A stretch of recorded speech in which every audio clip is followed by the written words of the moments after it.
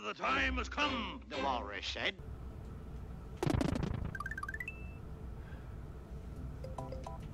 And on we go to Donut Plains. We can save, which we only get the opportunity to save when we beat castles, switch palaces, or ghost houses.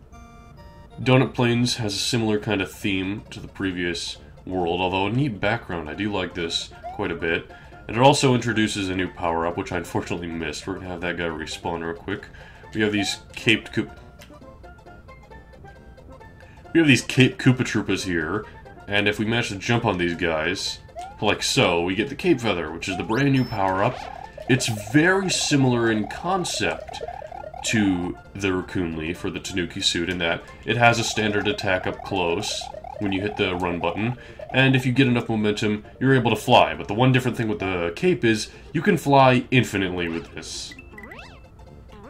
You hit down, whoop, that was a bad example of how to use the Cape Feather, but you hit back as soon as Mario starts to grip the cape like so, and you're able to fly through a lot of the stage like that. Ooh, I just lost it there, but that's okay. The Cape Feather can absolutely break this game. You can just fly past a lot of obstacles. It also has a very powerful spin attack. While it might seem a bit short-ranged, it not only destroys projectiles, but also one-shots those charging Chuck enemies, who normally take 3 hits to jump on. It is probably the strongest power-up in Mario history, and that's even accounting like the Hammer Bro suit and the Tanuki suit from the previous entry. It has unfortunately never been brought back in the Mario series, which is sad to say because it's so much fun to use in this game. And they keep trying to introduce new kinds of flight power-ups, but none of them are quite as iconic or fun to use as the cape, I will say that. I mean, I'm one of the few people who actually likes using the wing cap in Super Mario 64. I like carrying that momentum. It's similar to this game, honestly. It's the closest I think any flight power-up in any Mario game has been. And you know, the red star, for as underutilized as it is pretty fun in Mario Galaxy. But yeah, they just never get quite as incredible as the Cape Feather in this game, at least in my opinion. You can have your own opinion. You can be all about the Tanuki suit or the Raccoon Leaf. Or who knows, maybe you're like Obi-Wan Kenobi and you don't like any of the flying power-ups, period. There's a lot of elements here I'm just not taking the time to talk about, because a lot of them are self-explanatory as you're playing through the game. This is honestly a game, to quote Ryan Haywood, you can just learn by doing. You go through, you jump, you fight some new enemies occasionally, and that's about it. Ooh, did I accidentally get the secret exit? Okay, no, we're all good. We're moving on to the standard pathway. Donut Ghost House. This is the first ghost house in the game, at least assuming you didn't go for a secret in the last area, which I'll cover in the next part. But the ghost houses, these are pretty spooky, man. They got a lot of booze, as you can see there. And they also have this very, well, creepy theme, I would say. The theme builds up quite a bit, but it's also very, like, epic when it gets to the part it needs to get to. Right here.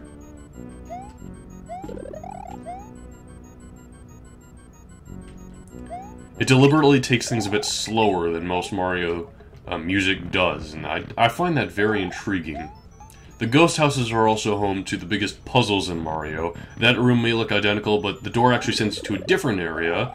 You don't get a P-switch here, instead you get a vine, which sends you up here. So really all you gotta do is go through that door a couple of times, and boom, you're at the exit.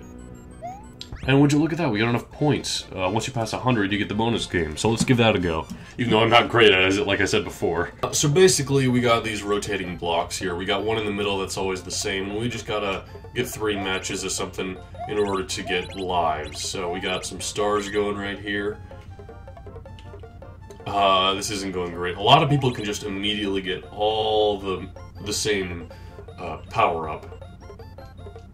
We got 0 matches. If we got any, we would get a 1-up for each match we got, but yeah, like I said, I'm not great at that one. On to the next stage we go. Donut Plains 3. Like I said, you can save after the ghost house. Now, for Donut Plains 3, I'm sorry Donut Plains 3, but I would like to demonstrate, if I may, just how broken the Cape Feather is.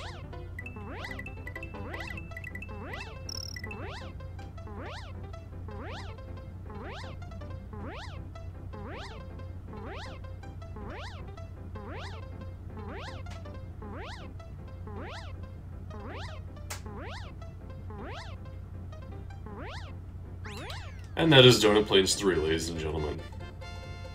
Now for Donut Plains 4, we're really going to change things up, do things differently now. I'm going to try to really put my thought and effort into this level, you know, give it all I got. That sort of thing.